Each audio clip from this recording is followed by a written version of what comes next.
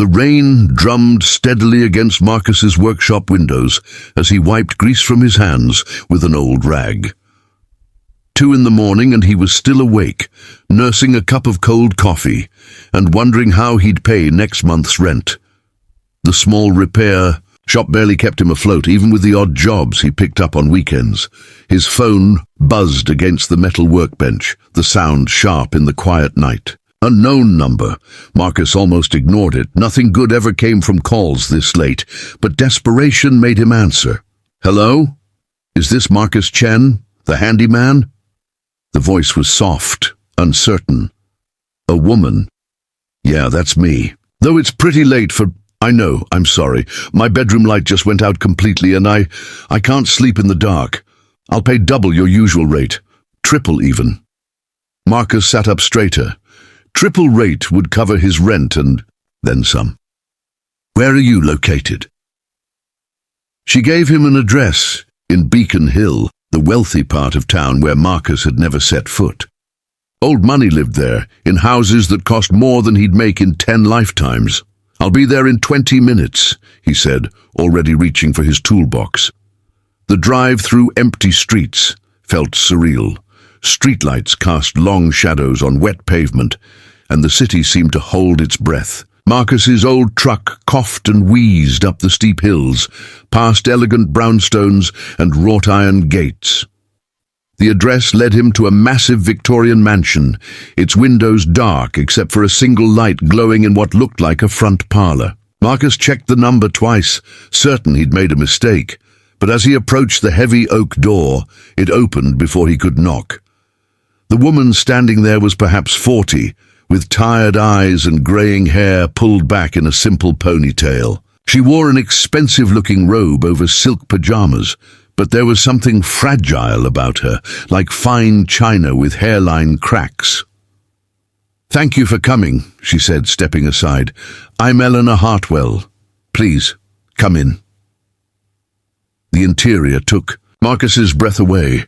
Marble floors, crystal chandeliers, oil paintings that looked like they belonged in museums. His work boots squeaked against the polished stone as he followed Eleanor up a curved staircase. "The master bedroom is just down here," she said, her voice echoing in the vast hallway. The bedroom was larger than Marcus's entire apartment.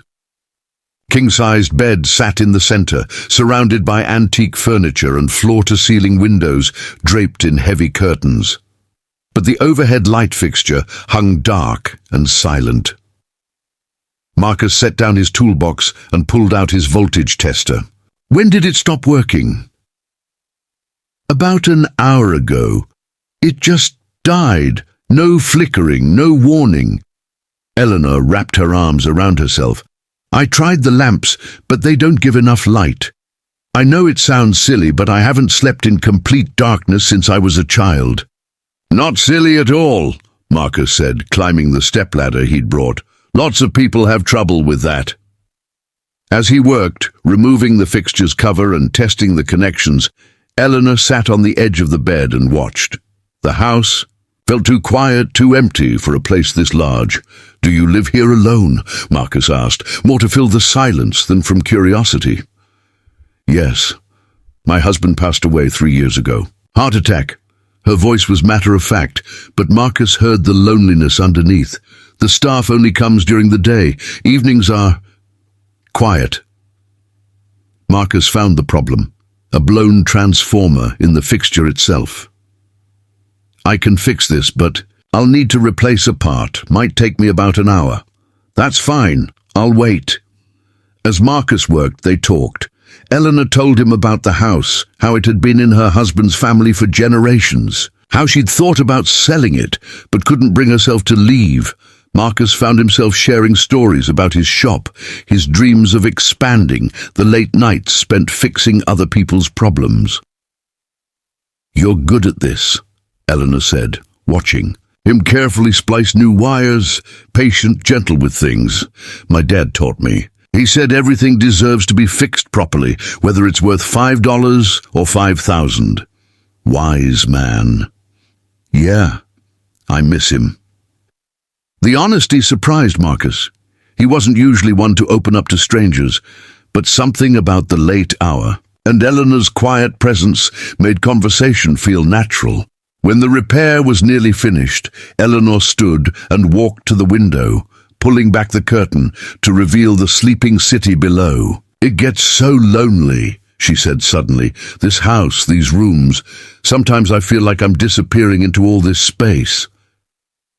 Marcus paused in his work. He understood loneliness, different from hers maybe, but just as real.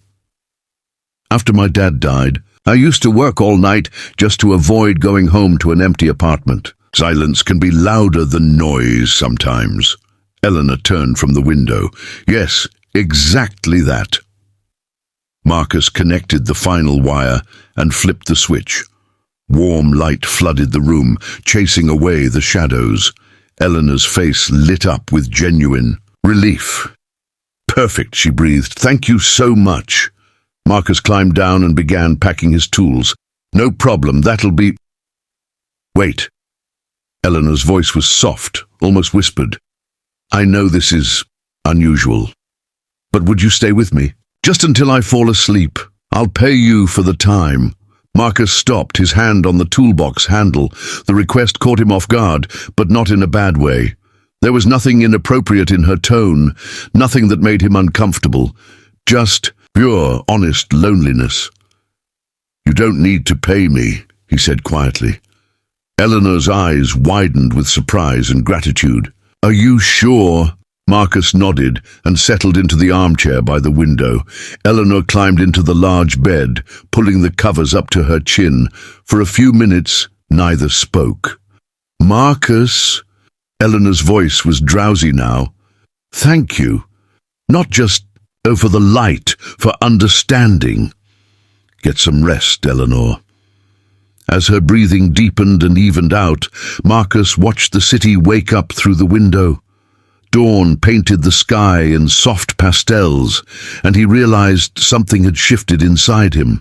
During these quiet hours, connection didn't always come in the ways you expected. When Eleanor was clearly asleep, Marcus left a note on the nightstand with his phone number and a simple message. "Call if you need anything fixed, day or night. Marcus." He let himself out quietly, his truck rumbling to life in the peaceful morning air. As he drove home through awakening streets, Marcus felt something he hadn't experienced in years, the warm certainty that he'd made a real difference in someone's life. His phone rang as he pulled into his driveway. "Eleanor's number." "I saw your note," she said. "I was wondering, my kitchen faucet has been dripping terribly. Would you have time this weekend to look at it? I'll make dinner." Marcus smiled, watching the sunrise paint his small world in gold. "I'd like that very much." Sometimes the most important repairs had nothing to do with broken fixtures or faulty wiring. Sometimes they were about mending the spaces between people, one quiet conversation at a time.